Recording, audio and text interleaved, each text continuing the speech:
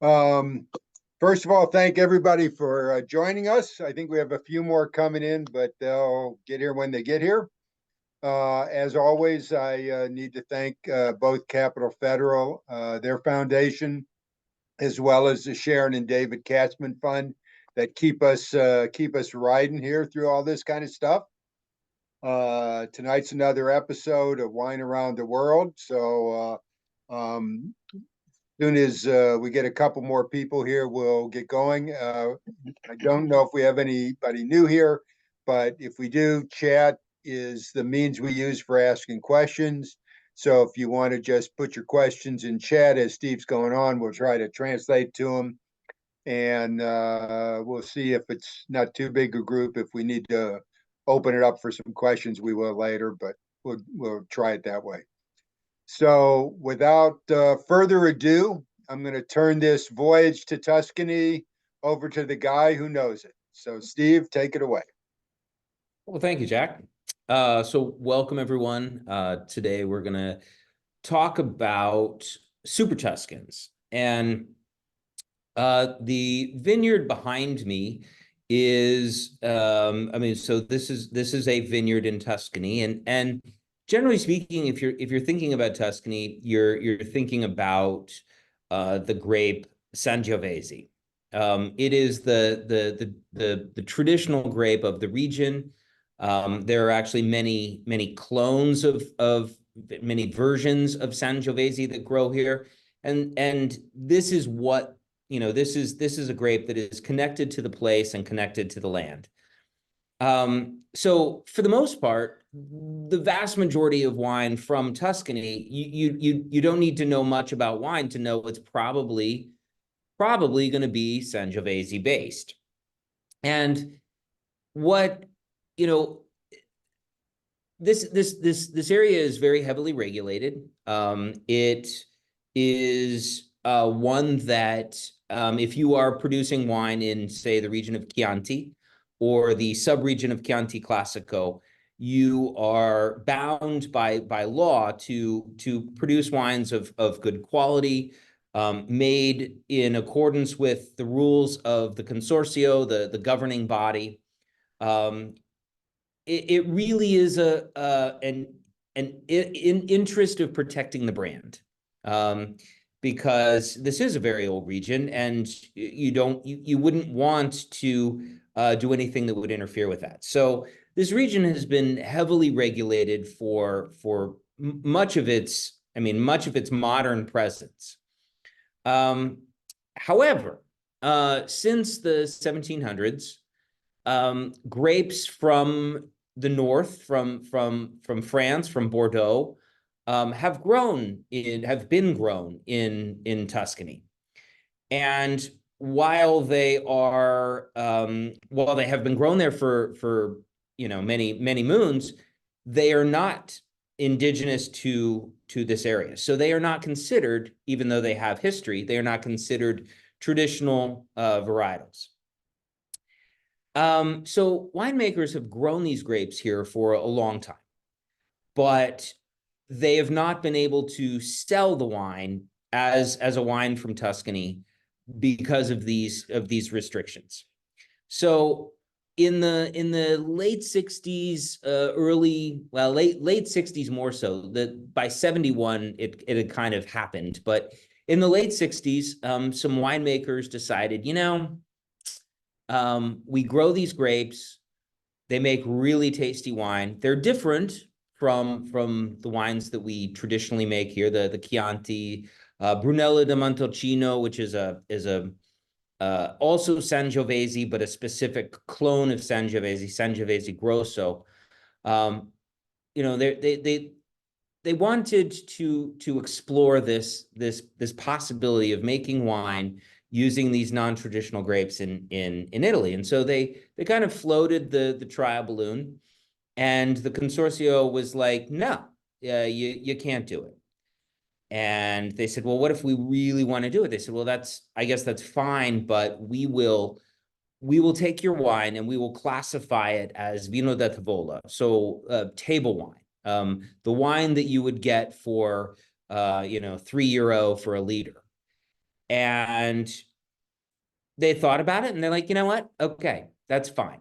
So in 1971, Marchesi Antinori, the Antinori, the producer Antinori, released a bottling called Tignanello.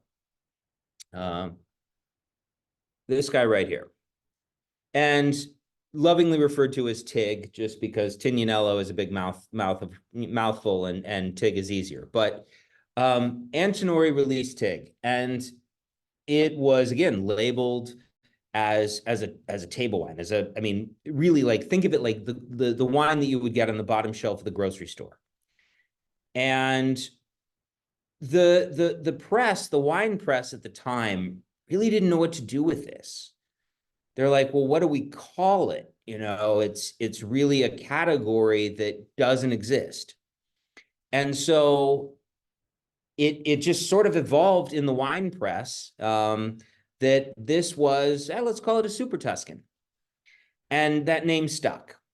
And so we moved on through the 70s, and we moved on through the 80s, and we moved on through the 90s. And these so-called Super Tuscans were evolving to be some of the most coveted, most expensive wines that Italy was producing. So they had this wine here that was, made, it has a portion of Sangiovese, but it also has Cabernet. It also has Merlot. It might have Cabernet Franc. It had other grapes from Bordeaux blended with these with the traditional grape of Sangiovese. Sometimes, and that's only for those who choose to. It actually doesn't require any Sangiovese. And oddly, it can be 100% Sangiovese. Basically the rules didn't really reflect what it was. So the wine press called these Super Tuscans, and they grew in popularity. And the wine, the connoisseurs around the world were like, this is really good, because typically, if you have a Chianti or a Chianti Classico or Brunello di Montalcino, you don't have a big, like, punch you in the face wine that you might encounter if you were drinking Bordeaux. And so this filled that category, and the connoisseur really liked these wines. Again, they grew in price. They kept growing in price, and I mean, I have several today that, and we'll talk about later, several that are approaching $500 a bottle for a table wine, and current vintage, even not even something that has been cellared for a long time and therefore has appreciated. This is current release. Super Tuscans really have kind of they've evolved. In, I believe it was 95, the consortium said, all right, we'll elevate this to not a vino da tavola, but a style, a category called IGT. And if you look at the bottle, if you have these bottles at home, you'll see this Indicazione Geografica Tipica. IGT is basically a wine reflecting a place. Now, the funny thing is, these Super Tuscans, now labeled IGTs, are still they're still in a category that, I mean, there are IGTs from Italy that are, again, €6-7 a bottle, but the producers really had already conceded that the name doesn't matter, the reputation of the wine already exists. And so really changing in 95, changing the category from Vino da Tavola to IGT was really not a significant change. But they're really interesting wines, because the climate that produces these beautiful wines of Tuscany, really, they absolutely do have the ability to produce really compelling Bordeaux style blends. The climate is really well suited to produce these. So today we're going to taste two wines They are different. Now, so they are both IGTs. They are both categorized as the Super Tuscan. One of them has more Sangiovese, the traditional grape of Tuscany, than the other. So we're going to start with that. So if everybody, I would say if you have both wines in front of you, you might want to pour a glass now of the Argiano, just to let it open up a little bit. Not required, but it is kind of interesting to see in the nose that the differences between these two blends. So the first wine that we're going to taste is from the producer Fanti.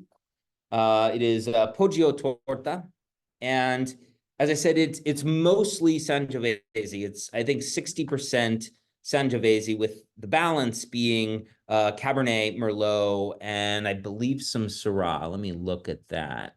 Yeah, 10%. So actually, they're nice, and the Fonte is actually very nice because it specifies the blend. So it's 60% Sangiovese, 25 Merlot, 10 Syrah, and 5% Cabernet Sauvignon. So current vintage 2022, fairly young.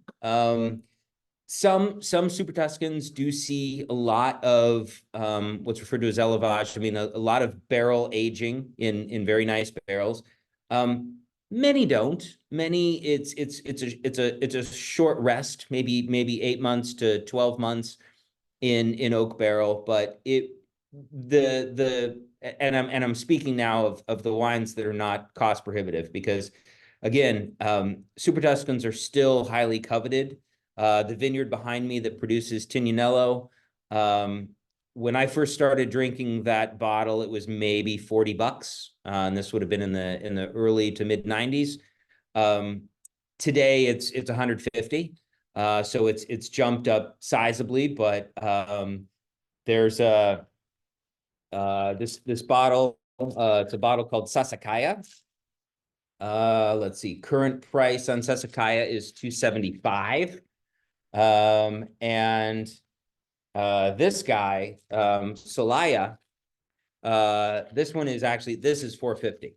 So for wines like those, definitely they saw very, very expensive oak barrels, and probably spent between 18 months and 24 months aging in those barrels, if not more.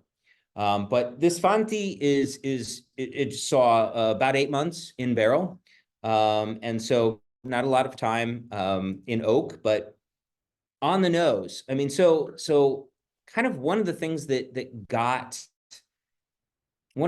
I think that rubbed the winemakers, or some winemakers in Tuscany, the wrong way was, when you have a wine from a place that has a tradition, you smell it and it immediately reveals itself to you. You know where that's from. And the Fanti, I mean, on the nose, because it is mostly Sangiovese, that sour cherry, that pie cherry kind of pops. And if you're looking for kind of the markers of Sangiovese, things like definitely cherries, tart cherries, maybe some tobacco leaf, some herbal notes, and this really does have that cherry nose, little tobacco. I mean, it smells like Sangiovese. And then, but on the palate, there's a little more richness, a little more flesh. You get maybe some more darker fruits, blackberry, maybe some black cherry, but this was something that was intriguing. I mean, this is in part why I think the wines kind of advanced despite the reluctance to do it by the Consorzio, because these wines are different. They don't drink just like Sangiovese. And so that was intriguing. But really a pretty wine, has a little more weight than straight Sangiovese would, outside of something that would spend a lot of time in oak. But very food friendly. the food suggestions that I would have for this would definitely be, hearty, a meat sauce, a ragu, something with a little fat, but with also some of that bright tomato, to give it some acidity, and maybe some aged cheeses to kind of layer in some umami and some richness to that. But yeah, really a pretty wine. Jack, what are you having today? I went for the reason I'm chomping is I went for the early dinner since I paired it with pasta, so I'm kind of eating away. But Yeah. I did a fettuccine with your tinned tomatoes you got in from Mm, Italy. mm, I mm, just crushed them and roasted them a little bit with olive oil, some mm. Italian spices. I didn't go the meat. I went with minced clams, and I used Oh, a little nice. Parmesan and a little mozzarella, and that's it. And it's killer. Yeah, yeah, yeah, yeah. Yeah, no, these are and I've always said, the wines from the old world producers, France, Italy, Spain, Portugal, Greece, definitely. I mean, they're great by themselves, but they're almost always better with food and with the foods of those places. So yeah, no, they're delicious food wines. Um, any questions about the Fanti?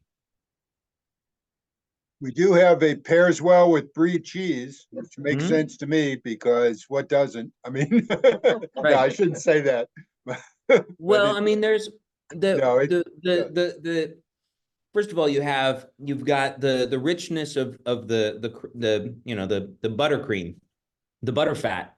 Yep. You've got that richness. And so to counterpoint that, you need acidity. And this has that nice, bright acidity. But it also, in a very traditional way, I mean, you generally would not find a wine from this area that we would describe as fruit pure. It wouldn't just taste like grape juice.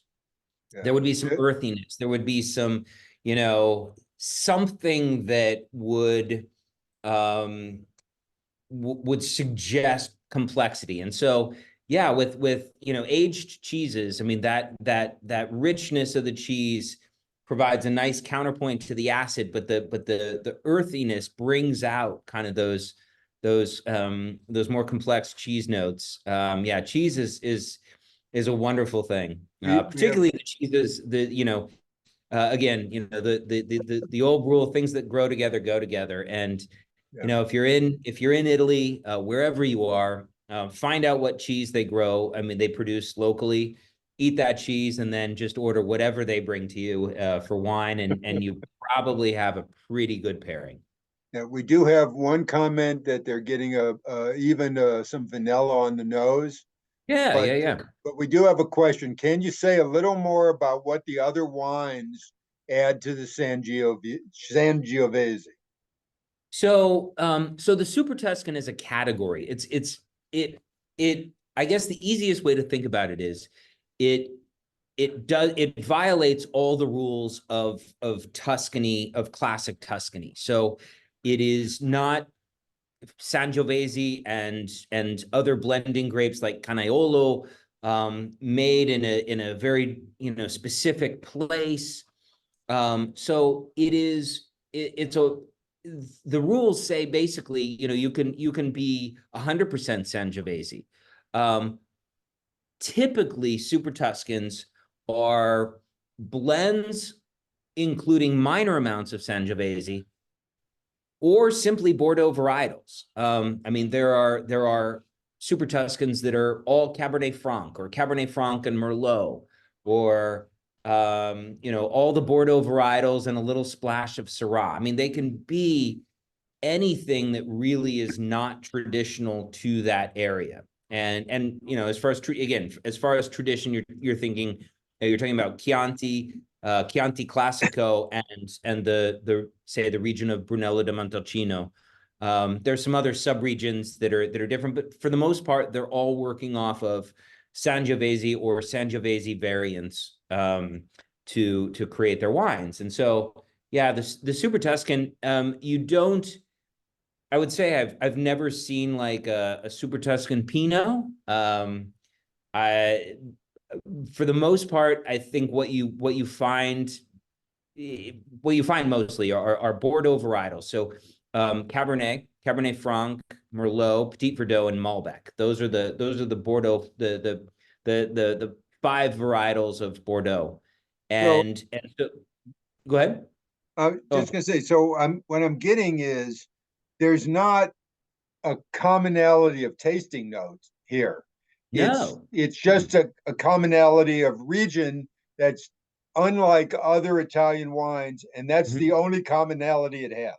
That is yeah. So it's sort of like um you're in Tuscany, but you're not playing the old hits.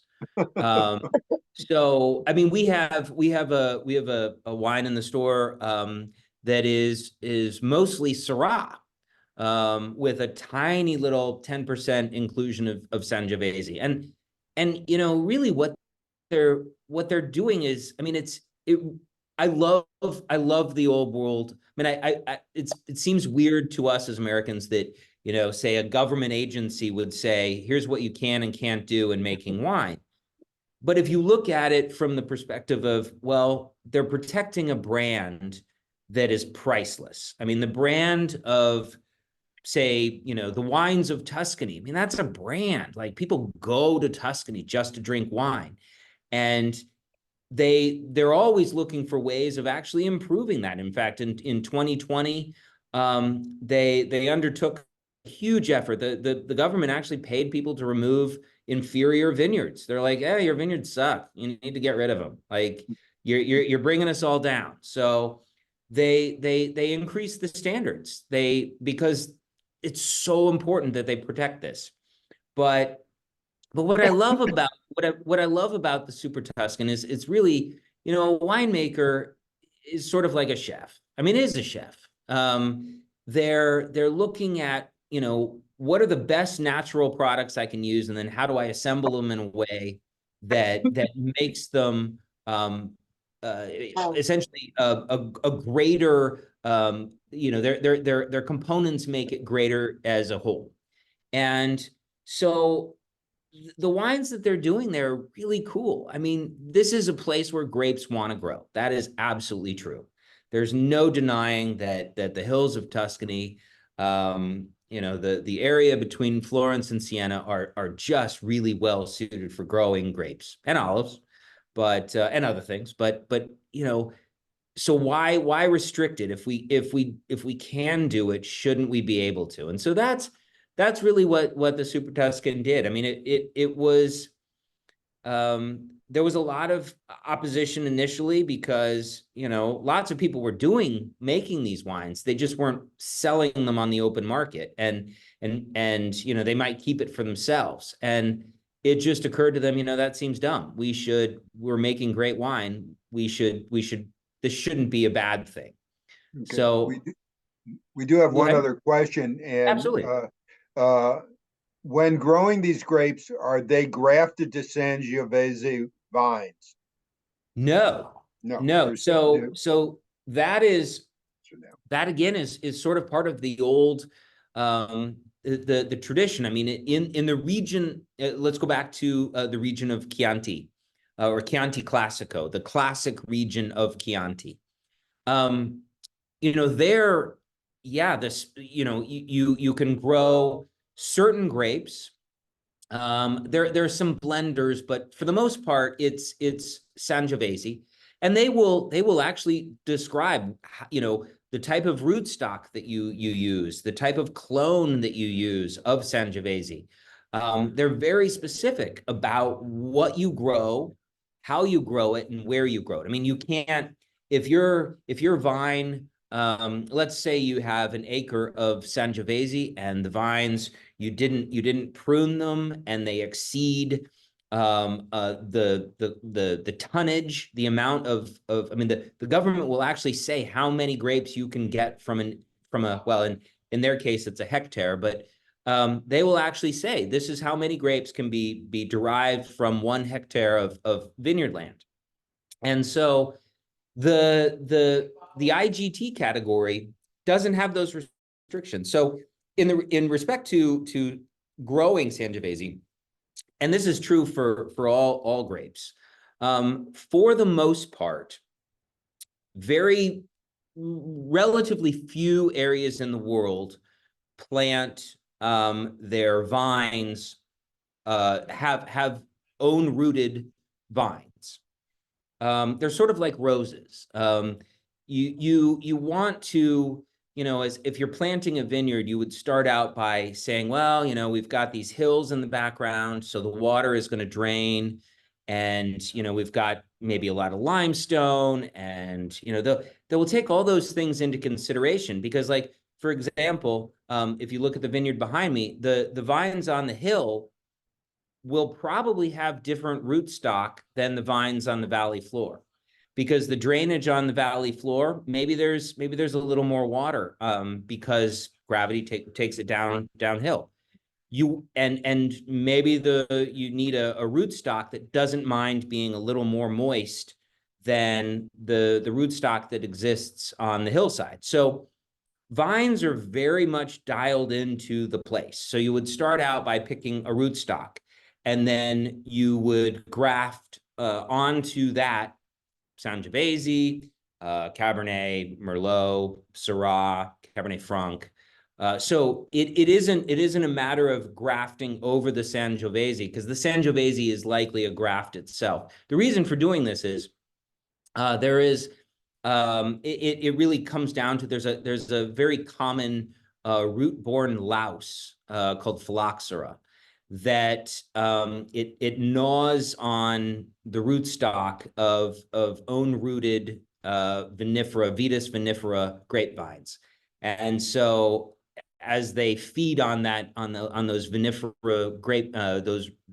roots, it kills the vine. So generally, a rootstock that is not a vinifera rootstock. Actually, the irony is the United States provides most of that rootstock, because the native vines in the United States have evolved with phylloxera, so it doesn't bother them. So the vines in Tuscany are probably rooted on American rootstock and then grafted to whatever specific grape they choose to grow. Now, it is possible. It sounds funny, but it is possible for a vine to be crossed over. So you could actually graft, take a Sangiovese vine, and again, probably has American rootstock, but you remove the Sangiovese part and you convert it to Cabernet, and that is absolutely possible. You can change that. It would there's some other details. I mean, it would depend on the age of the vine. At some point, the vine will not be productive, and so it may be just make more sense to plant a new vine. But yeah, no, all the vines that are grown in this area are grafted first to American rootstock, phylloxera resistant rootstock, and then planted. But no, in a vineyard where they're making a Super Tuscan, I mean, we could look, in the vineyard behind me, we're probably looking at Sangiovese, Cabernet, and Merlot, probably in that one picture there. So they're all growing in that same area, just grown a little differently. Hopefully that answered the question. I was sort of rambling, but yeah. I think so. Well, any more questions on the Fonti? All right. So the next one is from Argiano, which is an old Tuscan producer. They do some really, really nice Brunello di Montalcino. But this wine is actually the minor component is Sangiovese. And if you smell it, and if you can smell it next to the Fonti, it doesn't, they don't smell the same. Even though they have many of the same grapes in them, the proportion is different. And you even notice by color, like the Fonti has that real bright kind of, maybe light rose petal color. And the Argiano though is kind of more that dark cherry. I mean, it's got some depth to it. And but that is because the Bordeaux varietals are of greater proportion than the Sangiovese. So that sour cherry that we find in the that's very consistent with I mean very indicative of Sangiovese, I don't get that now. There's more kind of dark cherry and maybe black plum and blackberry, and you're starting to get kind of the characteristics of those Bordeaux varietals. I mean, it would be hard. I don't know if I were poured this blind, whether I could identify it as being Tuscan. I mean, I would definitely say that it was a blend, but I don't know that I would immediately think Tuscany for this particular wine. But that was the thing. It's the winemakers in Tuscany wanted something that had a little more depth, that had a little more structure, things that the Sangiovese grape couldn't provide by itself, or the other blending grapes. I mean, the wonderful thing about a great Chianti Classico is, it kind of floats on your tongue. I mean, it's rich, but it's not over the top. It stands up to a whole bunch of things. You could have it with steak Florentine, you could have it with pasta with red sauce, you could have it with a lot of full-bodied food, but it doesn't. It's still a lighter style wine, and this kind of gives Chianti or gives Tuscany rather the ability to kind of bring it up a little, turn up the volume a little bit more. A little more weight in the mouth. Earlier, people mentioned the vanilla. So vanilla is a note that is derived from typically American oak. I'm not sure that American oak would. I mean, I don't know for certain. They didn't specify exactly what the barrels were made out of, but vanilla is derived from the barrels. It's a flavor. It's kind of funny. The chemical compound that makes trees stand up straight versus flopping over is called lignin. And when you toast lignin, it becomes vanillin, which is the predominant flavoring for vanilla beans. It just happens to be that vanilla beans are high in vanillin. But so that vanilla flavor is a derivative of oak barrels. But yeah, the richness of this new one. I mean, of the Argiano. I mean, it really you get a little more depth of flavor, a little more darker fruit, some herbal notes, but it is. I mean, it's funny. I haven't eaten, so I'm thinking. I actually have some pasta at home, but this is a wine that I would want to have with some pasta. It's got some substance to it. Any questions on the Argiano? Thoughts about the wine? Don't have any ups and downs, likes and dislikes? We have a very quiet crowd out there tonight. They've been drinking too much of the wine already. That's okay. That's okay. That's not a bad thing. No. No, it Yeah. is like I said, I love these wines because it well it is as somebody selling wine, it's hard for me to ignore them because they do have, I mean, collectors particularly from the really high end versions. I mean, again, the Tignanello behind me.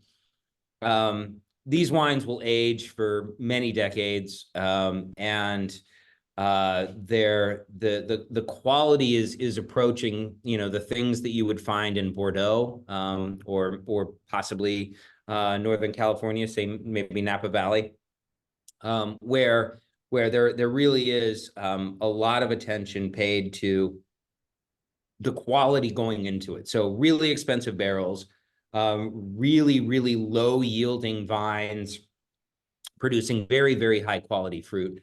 And I mean, it's just always it was funny. You know, these as I said, these wines used to be on the same category as grocery wine, and it was simply the Italian, the governing body of Chianti was just, or of Tuscany was just like, you know, we really we got to do something here. They're not going away, and so that's when the IGT came. But Yeah, we have a couple different just general. We really like the wines, the Morgans and Donna Jolson. And I think they're just enjoying them and more than have any questions.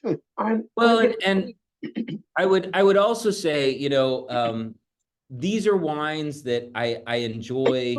You know, I would probably suggest holding a little back and maybe having some more tomorrow, because the chemistry of the wine is one that, I mean, it, you know, the reason that these wines are so coveted is they do age. They age for a long time. So you know, maybe, you know, if you're not going to kill the bottle tonight, revisit it tomorrow, Yeah. and see, you know, what has changed, what you notice.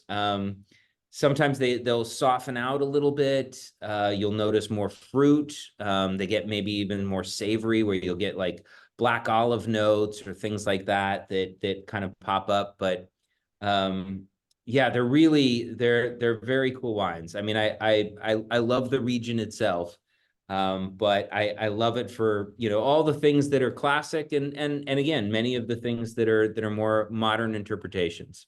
Yeah, the Morgans said on the back of the bottle, it describes the wine's nose of red berries and Mediterranean scrub. But what is Mediterranean scrub? So yeah, okay. So Mediterranean scrub. To me, it's like if you took some rosemary, some sage, and some like kind of dusty dirt, and you rubbed it in your hand and you smelled it. Mediterranean scrub. I mean, I definitely, it's sort of, it's a dusty herbal characteristic. You know, I grew up in the desert, and so it's actually Mediterranean scrub is a smell that I have great fondness for.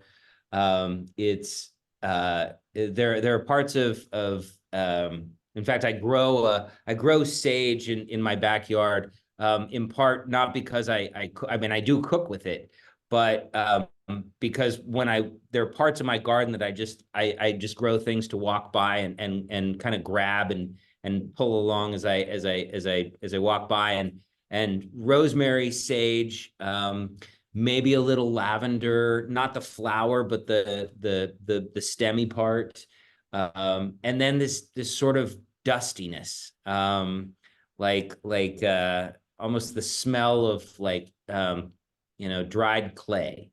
It's just a that to me that is Mediterranean scrub. They Um, both have a good earthiness to them, and it's yeah. not the California limestone that you're kind of used to Mm. American wines. It's definitely a different earthiness. Yeah, it's I mean, the French refer to that scrub, earthy scrub, as Garrigue. But yeah, there's, I mean, the thing is, you know, modern New World wines are very concerned with um purity and cleanliness. And I'm not saying, I'm not advocating for a lack of cleanliness, but that, you know, the ability to, for a wine to sort of capture its place, that that can't happen if it's, you know, if it's kind of done in a surgical suite. And so there is a little bit of an earthiness that you get from old world wines that is, I mean, they would consider that part of the taste of this place, the terroir. And I like that. I mean, there are times where we will taste wine and the wines are fine. They're just hollow. They just have no character. They taste like they were engineered. And you know, those, nature will always, I will always say nature is a better chef than any human could be.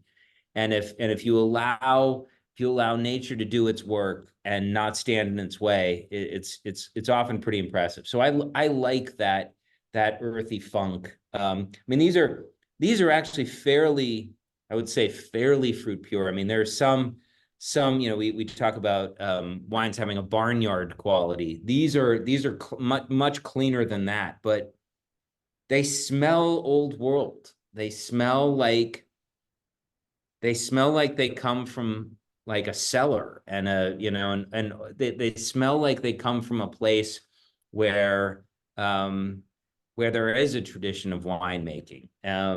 It's, I don't know, maybe it's the difference between, like, you know, we have orange cheese, and Europeans have other cheeses that are not orange. I mean, that that's, I guess I'm equating the orange cheese with the hollow wines. And this is more of a European style cheese. There's some layering to it.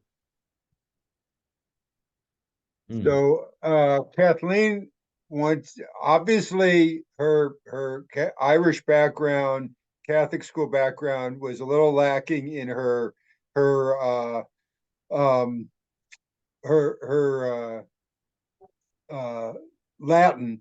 So she wants to know what confiditur means, and apparently does not know it describes her as well as the wine as being totally unique.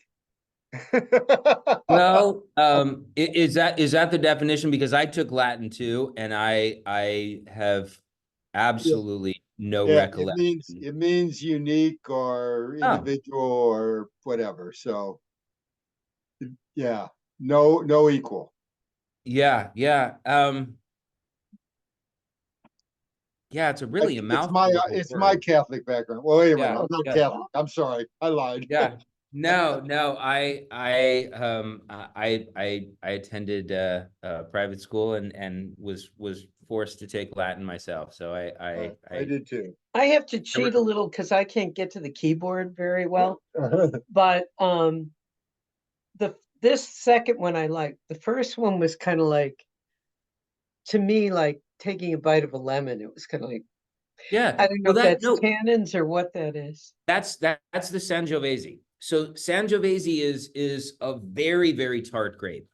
I mean, that's in part why, you know, tomatoes, for example, tomatoes are a weird thing. They can create challenges for food because of that acid that tomatoes have. And Sangiovese has acidity. So when you pair it with another, you know, acidic fruit like a tomato, they kind of cancel each other out. So yeah, that is the Fanti is an example of where that little more, you know, dominant component of Sangiovese. Now the other issue, and I looked, I tried to look. Argiano was not they didn't reveal a whole lot. I mean, like, for example, the Fanti, the actual blend is defined, but Argiano doesn't break out the percentages. I just know that Sangiovese is the last on the list as far as you know, the component. But the Wow. The age of the vines. That's what I was going to say. The Fonti, the vines. The other issue that is also considered in at least with the Fonti is the vines are fairly young. Fonti does some really, like, ageable, collectible versions of Tuscan, mostly Sangiovese, Brunello de Montalcino, and other Sangiovese blends. But those are coming from vines that are more mature. For the most part, the componentry of the Fonti is vines that are probably between 10 and 15 years, which is established, but it's not 30, and so as the vines age, the kind of that sugar acid balance gets a little more in line. So I would attribute the tartness of the Fonti both to the fact that it has 60% Sangiovese, and that the Sangiovese vines in this particular bottling are on the younger side. So, yeah, it is. I mean, the roundness of the Argiano, you notice that. I mean, that's the flipping the proportions a little bit. When you lead with, because Cabernet, and Syrah, for the most part, do not have a ton of acidity.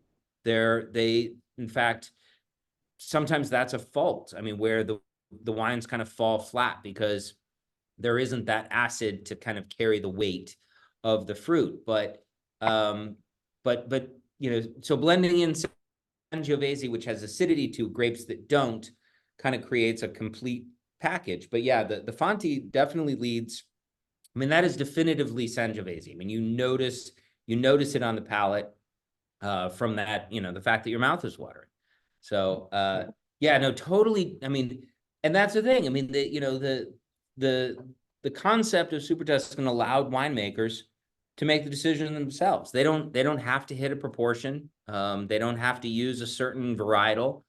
They don't have to. I mean, there are certainly quality. I mean, like, for example, Tignanello is not going to make wine where the grapes are yielding many tons per hectare, because it dilutes the quality. So they're still going to look for lower yielding grapes. But that's the nice thing. They can play around with it. Whatever works well. I mean, I was sort of surprised.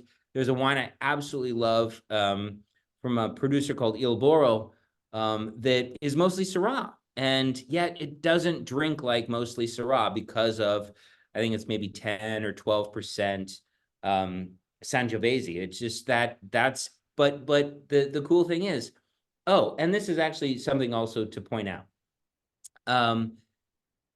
What I was going to say is, the cool thing is that's Il Boro, but it's worth noting that one of the ways you can kind of figure out what is a Super Tuscan and what isn't is Super Tuscans will have names, like Tignanello.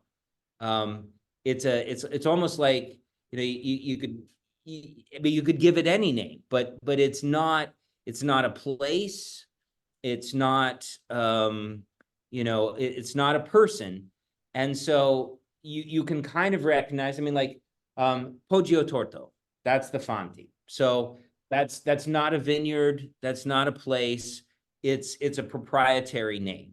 Tignanello, Celaya, Ornellaia, Sassicaia, these are all names that were created to represent this thing. I know. And so they're very, I mean, that's the other tell. Like, you're drinking a Super Tuscan when it has a name. And it can be anything. I mean, in the United States, it's a little different variation, but we have a category in California called meritage. And a meritage wine is a wine made with Bordeaux varietals, so Cabernet Merlot, Cabernet Franc, Petit Verdot, or Malbec, or mixes of those grapes, but made in California. And what the idea was is, we want to create a concept where these wines can reflect not really so much a place as a thing itself. So, take the very famous wine from Napa Valley, Opus One. Opus One is a meritage. It is a wine modeled after, and meritage.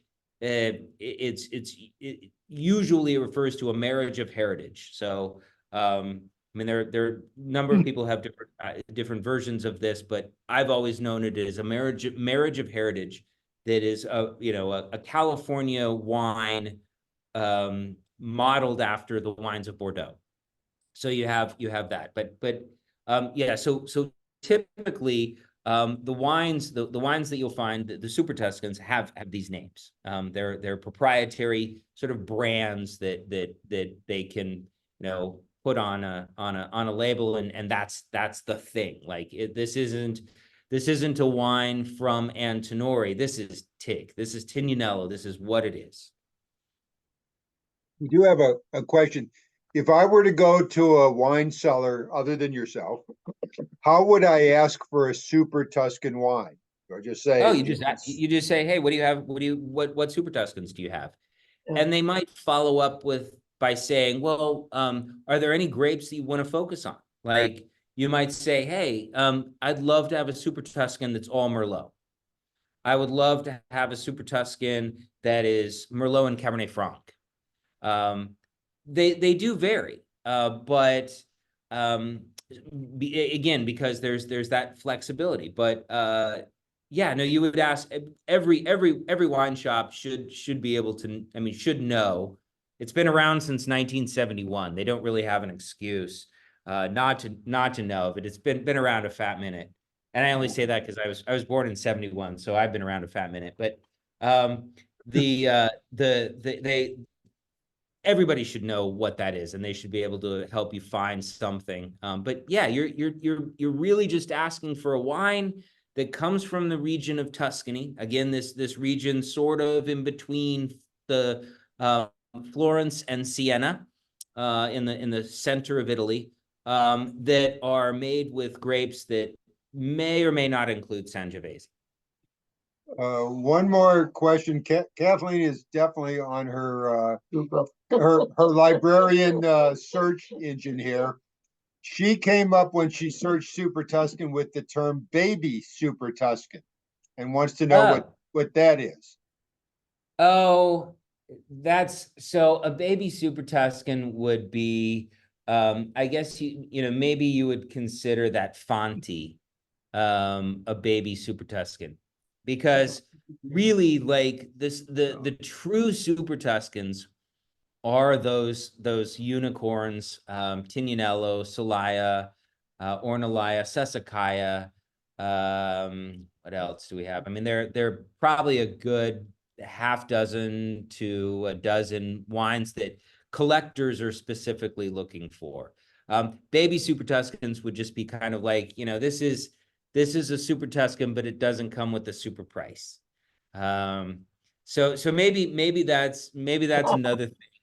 I mean, if you're asking for a Super Tuscan, it's possible that the wine shop, clerk would bring out something that costs many hundreds of dollars. But so you might, if they show up with something that screams, many hundreds of dollars, just say, oh, no, I want the baby.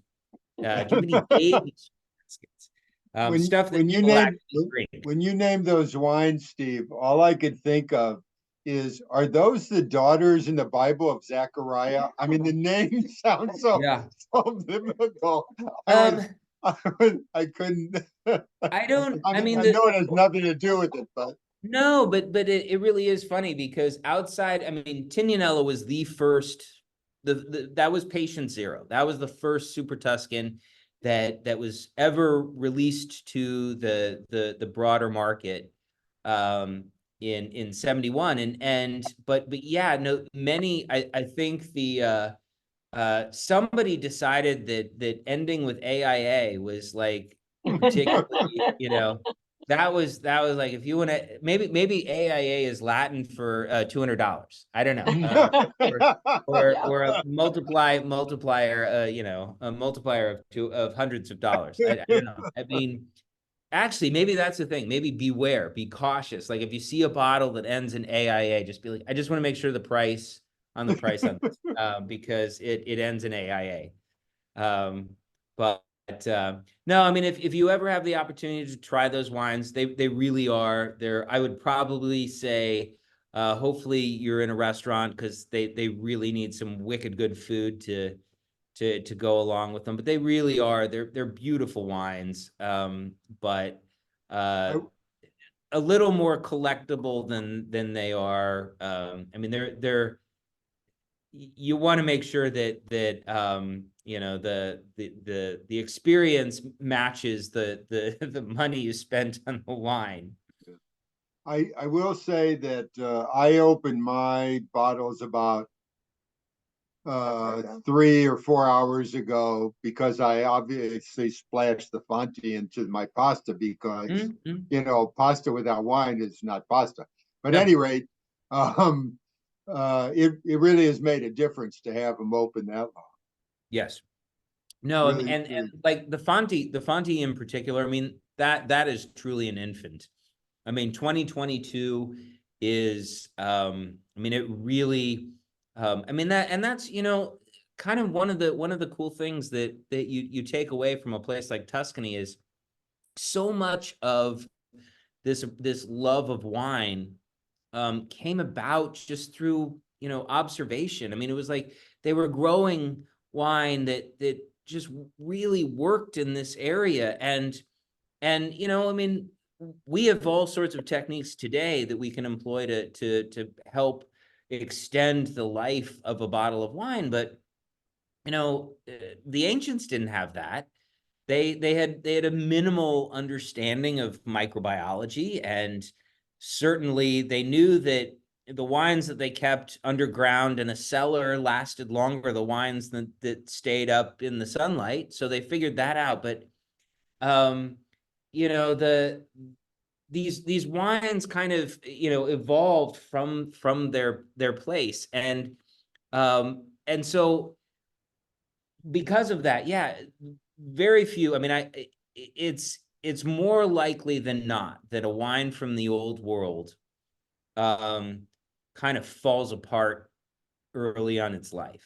You know, I mean, you know, if I'm in doing a wine list, I would say, you know, hey, if you're pouring by the glass, I would say to a restaurant, you know, find a wine like this, because you open it on Monday, it might even be better on Wednesday instead of, you know, complete trash.